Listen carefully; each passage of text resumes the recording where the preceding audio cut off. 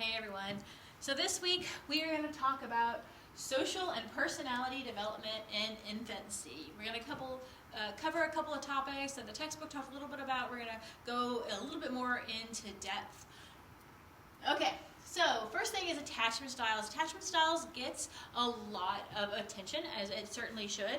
We're going to look at the different attachment styles that were discussed in the book. And it's important that you guys know about the strange experiment that was talked about, the Andrew Strange experience that was discussed in the book, and that's also going to be something that I'm looking for you to know. Hint, hint. Okay. So the attachment styles that were explored and demonstrated in the strange situation were secure attachment. So this was the kid who explored, was distressed when the mom left, as it makes sense for one creature who depends upon another creature to be, but also and happy when the mom came back. Insecure avoidant. The kid did explore. They were a little distressed when the mom left, and then avoided her, maybe to punish her when the mom returned. Insecure ambivalent. The kid didn't really explore the environment at all. There was a great deal of distress when the mother came back, and then either clung to desperately or vehemently pushed away the mother when she returned. And then insecure, disorganized, sometimes called disoriented attachment. And this one's kind of didn't really know what to do with the fact that mom left and returned. Maybe kind of seemed like what's going on, or overwhelmed, and they did not really have a consistent way of coping with the difficulties and the challenges that they were facing. We're also spending a second looking at attachment disorders. There's something called reactive attachment disorder, sometimes called RAD. In reactive attachment disorder, the child doesn't really seek comfort. They often don't respond to comfort. They have limited social responsiveness, and then they can have bouts of irritability, crying, and sadness. Now, this is kind of in contrast to disinhibited social engagement disorder. These things used to be combined, but they've been separated in the latest edition of the DSM. This kid will approach unfamiliar adults readily. Basically, they'll crawl up in the lap of anybody they just met. They'll invite anybody they just met home with them right away. They have no sense of boundaries when there's somebody you know and somebody you don't know. They're have overly familiar behavior with adults that they don't know. Reduced to no checking with adult caregiver for cues. So, a lot of times, if you've seen this in a park, a kid will fall and he'll look at his mom to say am I okay or should I cry? And if the mom goes, oh, you're so, the kid will go, bah, and he'll cry because his cue from mom was, oh, you're not all right. And a lot of times if the mom goes, no, you're cool, you're fine, just brush it off, the kid will go, yeah, I'm fine, I'm cool, I'm fine, and the kid won't cry. Because what that kid is doing is he's looking to the mom for cues, and how is this? Am I okay? Was an incident all right? Am I fine? And based on the mom's response, the kid will then respond that way. So if a child doesn't do that, if a child is not looking to the caregiver for those cues, that could be a sign of concern.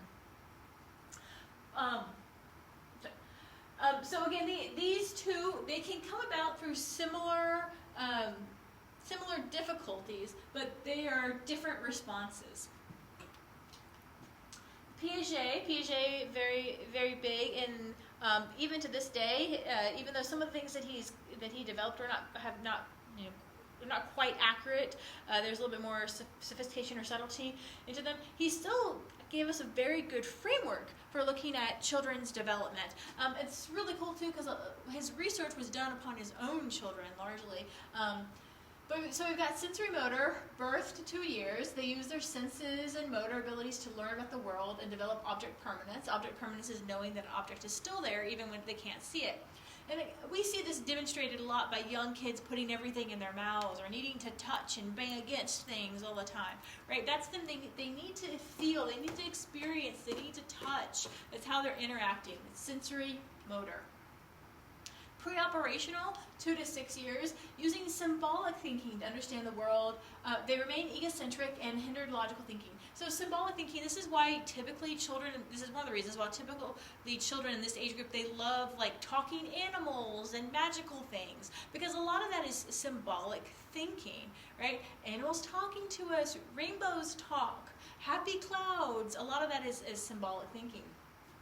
When it says the egocentric here doesn't have the context that, or the connotation, I should say. A lot of times, egocentric means they're selfish. Well, yeah, sure, a 2 to 6 year old probably is pretty selfish, but that's not what the term means right here. What the term here means is that they really only see something from their vantage point. So they might meet somebody for the first time and say, oh, why weren't you at my birthday party last Saturday? Not thinking that I didn't know you last Saturday, because they're seeing everything from their perspective, and from their perspective, yeah, my birthday was last Saturday. So it doesn't have the negative connotation of them being the selfish person. It has that connotation of they're not seeing things from other perspectives. And then concrete operational is 6 to 12 years. Okay, so they're starting to become very concrete in their thinking. A lot of times they'll ask why a lot. It's starting to become very concrete about things. And they're struggling a lot of times to do some abstract reasoning. This is one of the reasons that a lot of times they'll ask a lot of questions, and they're old enough to understand a lot of answers to things. They're not old enough to understand sometimes that there's a nuance to things. Like I'm not allowed to have cake for lunch. That's, I'm not allowed to have cake for lunch. That's a concrete rule, right? But why can I have cake for lunch when it's January 22nd? Because January 22nd is your birthday. Your birthday is a different day. You can have, right? So that might be something that they'll be like, wait, but, because they'll be very rigid and very formal in being able to accept new things. This is the way it is. This is the way it's supposed to be. There aren't exceptions for this. For more operational, 12 years through adulthood, they can engage in abstract thinking and hypothetical deductive reasoning. So this is when they can start to understand a lot more sophistication, nuances. Things are like this in this situation, they're like this in this situation.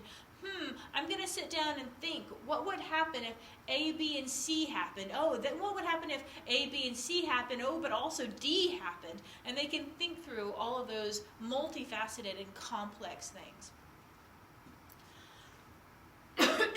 Okay, so another topic that's pretty interesting is where do emotions come from?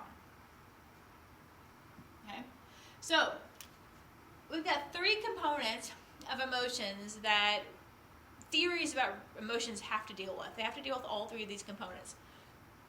There's the physical, like the physiological, right? There's the behavioral, what you do, and there's the cognitive, what you're thinking. Okay, there are a couple different theories about this. We're going to go through just a few of them. So, emotion is determined from a cognitive appraisal of the physiological arousal and behavioral responses which occur first. So basically this is saying you have a cognitive appraisal of the physiological arousal and behavioral responses. So your body feels a certain way, maybe like an increased heart rate, and then you do something, you do an action, and then you think, okay, I must be feeling this way. And then this theory, emotion is determined from simultaneously occurring physiological arousal and behavioral responses, and then cognitive appraisal. And then this is, emotion is determined by cognitive appraisal of the physiological arousal and the entire environmental situation. So these are just a couple of the emotional theories about where emotions come from, but you want to make sure that you know, again, hint, hint, that any theory about where emotions come from has to account for those 3 variables, the physical or physiological, the behavioral, and the cognitive. It has to account for all 3 of those. Oh, there's a cool video you can watch that goes into this too. Okay, so we're going to look a little bit at the impact of parental responses for a child. Okay, so when you were a kid, just take a minute and reflect on yourself. What did your parents praise?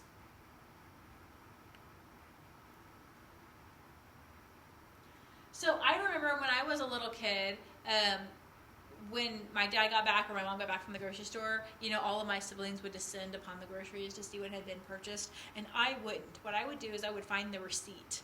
And I would find the receipt and I would look on the receipt to see what had been gotten. My siblings were all like, tearing the bags apart, but I was looking at the receipt.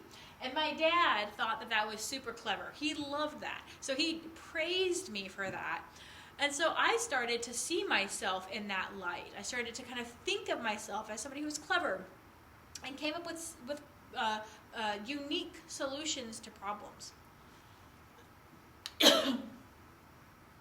What did your parents censure? Something that I really remember my parents telling me was that I needed to be careful with how I said things and hurting people's feelings. So from a young age, I was very sensitive to the fact that my tongue, what I said, could have a profound impact upon somebody else, which made me probably think a lot more about what I said and how it could affect somebody than other people I interacted with. What did other caregivers or influences in your life praise and censure?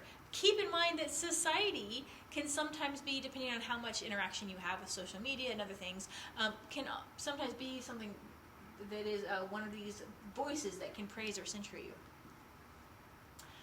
What impact do you see from these responses? Like you personally, what do you see? Okay, so we're going to take just a snapshot, again thinking about the infancy.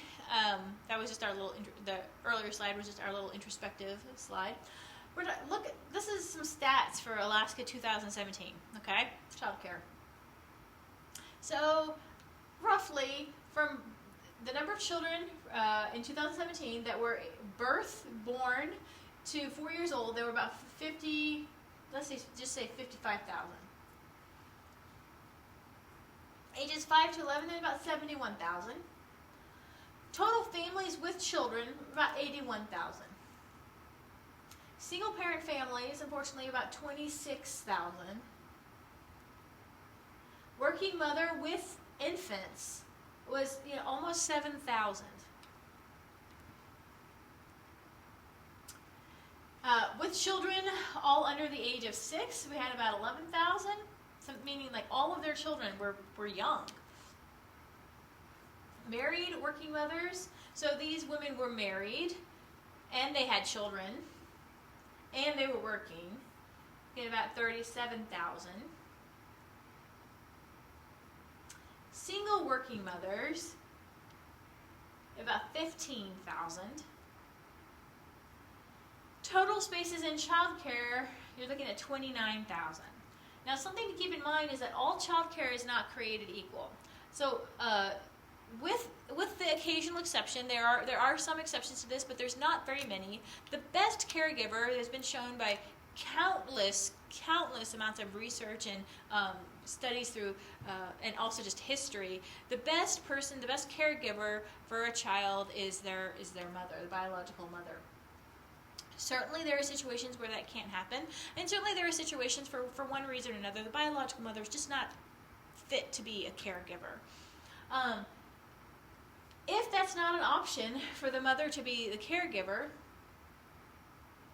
then sometimes childcare has to become something that parents look at. Unfortunately, in our society, looking at childcare has not even become a question that a lot of families raise. They just immediately go to, or our kid will go in childcare without, really looking at the evidence and the research about what's best for a kid. And maybe they go into childcare, but maybe they don't go into childcare until they're 3 years old or something like that. Really taking their own unique child and own unique family situation into account. Sometimes also people see you're not working if you're just raising a child, which I always think is very interesting because people who work in childcare, we see them as having a job. But if they're working in childcare because they're raising their own kids, we don't see that as a job. So some of this also gets back to like the messages that society sends, which is unfortunate. Our society in general is not really valuing motherhood right now. We're basically saying that mothers have to be mothers, and then they also have to prioritize work and do all these other things. And it's just really, I think it's not really fair to mothers.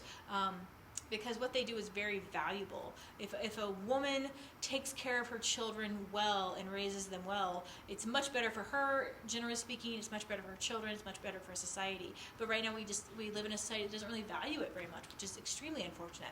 There's an old poem, "The hand that rocks the cradle is the hand that rules the world." And that really shows another time and place where the value of motherhood was really respected. one of the things I tell my clients, I work primarily with children, one of the things I tell them a lot, and I tell the families that I work with and the moms that I work with, is that, you know, if they do a good job, if they continue to do a good job, if they improve on the job that they're doing, you know, they'll put me out of business. You know, good moms raising their kids will make it so I don't have a career, and I would love that. I would love that. And so we got about 29,000 places in childcare, but again, we don't know about the quality of that childcare. Is that good quality childcare? Maybe there's only 10,000 good quality spots in childcare. How do you evaluate childcare? Do you just go by the recommendation? Do you just go by the Better Business Bureau? I mean, what do you do? How do you even evaluate childcare in the first place? Okay, so then there is a really interesting research project. This is going to be near the end of what we talk about, just kind of covering bits and pieces that are kind of related to the topic. Because again, I'm anticipating everybody did do their readings. Are we kind to mean people? So here you go. At a young age, we show a disposition to be kind to those who are kind, and then we withhold kindness from those who withhold kindness. This is actually something that some research has looked at. So many adults in America hold the value that you should be kind to people who are not kind. So a lot of people think, right, even if somebody's not kind, you should be kind back to them. It's an important thing for people to look at to see, where'd that value come from, where'd that belief come from. And since we know that this is not what most children are born wanting to do, because we've done experiments, some of you have read about some of them, that show that if somebody's mean, children at a very young age, if somebody's mean, the children will then believe that people should be mean to them, withhold kindness from them. But if somebody's kind, people should be kind to them. So children from a young age, experiments have indicated, believe that. But adults think that you should be kind to people no matter what. But since we know from research that most children are not wanting to do that, most children are born thinking, if you're kind, we'll be kind. If you're not kind, we're going to withhold kindness. How does the shift to thinking you should be kind to those who are not kind happen? So where did that come from? So this is just kind of something food for thought, something to think about. We know that young children typically think this. We know that most adults think that this is the way things should be. So how did this shift in thinking come about? And then, of course, we're all familiar with the golden rule, right? Treat others like you would be treated. Okay, and those are just some references. Okie dokie, so that's a little bit for this week. Again, not reviewing the chapter. That's not what the lecturers do, but instead reviewing information that's kind of tangential to, and also highlighting some things to make sure you know them for the quiz.